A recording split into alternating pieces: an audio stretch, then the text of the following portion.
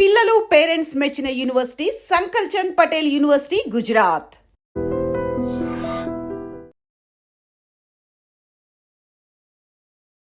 ఒక క్రికెట్ జట్టు గ్రౌండ్లో అడుగు పెట్టిందంటే మ్యాచ్కు ముందే వారి రోల్స్ ఏంటనే విషయం జట్టు యాజమాన్యం వారికి చెప్తుంది.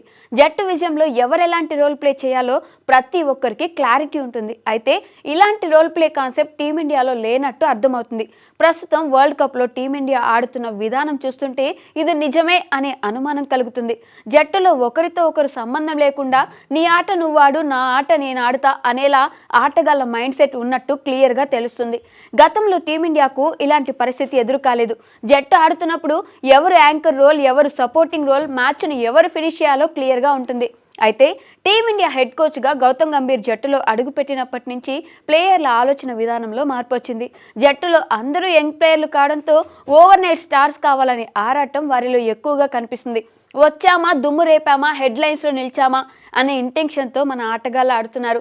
తప్పితే సమిష్టిగా ఆడి ఇండియాకు విజయం అందించాలనే ఆలోచన, తపన ఎవరిలో కనిపించడం లేదు.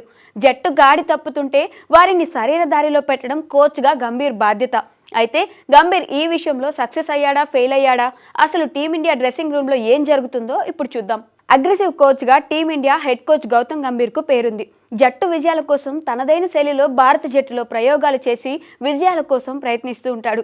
ఈ క్రమంలో గంభీర్ ఒక్కోసారి తన సహనాన్ని కోల్పోతూ ఉంటాడు.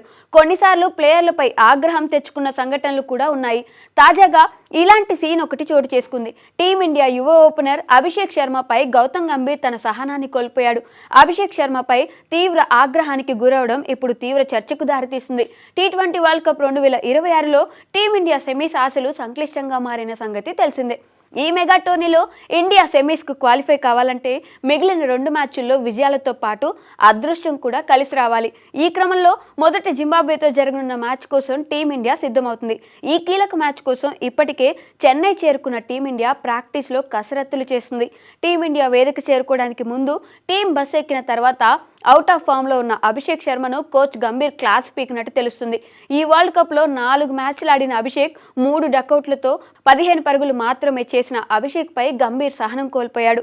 అభిషేక్ పక్కన కూర్చున్న గంభీర్ చాలాసేపు కోపంగా మాట్లాడుతున్నట్లు వీడియోలో స్పష్టంగా అర్థమవుతుంది. ఈ వీడియో వైరల్ కావడంతో గంభీర్పై భిన్న అభిప్రాయాలు వ్యక్తమవుతున్నాయి. కొంతమంది గంభీర్ తీరును తప్పుపడుతున్నారు. కెమెరా ముందు ప్లేయర్ను తిట్టడం సరికాదని, ఇలా చేయడం వలన వారి కాన్ఫిడెన్స్ దెబ్బతింటుందని అభిప్రాయపడుతున్నారు. మరికొందరైతే ఫామ్లో లేని ప్లేయర్లకు వార్నింగ్ ఇవ్వడంలో తప్పు లేదని, అలా చేస్తేనే వారు మిస్టేక్స్ తెలుసుకొని సెట్ అవుతారని వాదిస్తున్నారు. అయితే ఒక పక్క సౌత్ ఆఫ్రికాతో ఓటమిలో బాధ ఉంటే మరోవైపు గంభీర్ ఇలా అభిషేక్కు వార్నింగ్ ఇవ్వడం గందరగోళానికి దారితీసింది. జట్టులో అసలు ఏమైంది అనే అనుమానాలు కలుగుతున్నాయి. కోచ్ గంభీర్, కెప్టెన్ సూర్య జట్టులో ప్లేయర్లకు ఓవర్గా ఫ్రీడమ్ ఇస్తున్నారా, లేకపోతే వరుసగా విజయాలు సాధిస్తుంది కదా, ఎలా ఆడినా చెల్లుతుందిలే అనే భావనలో ఉన్నారో అర్థం కావడం లేదు.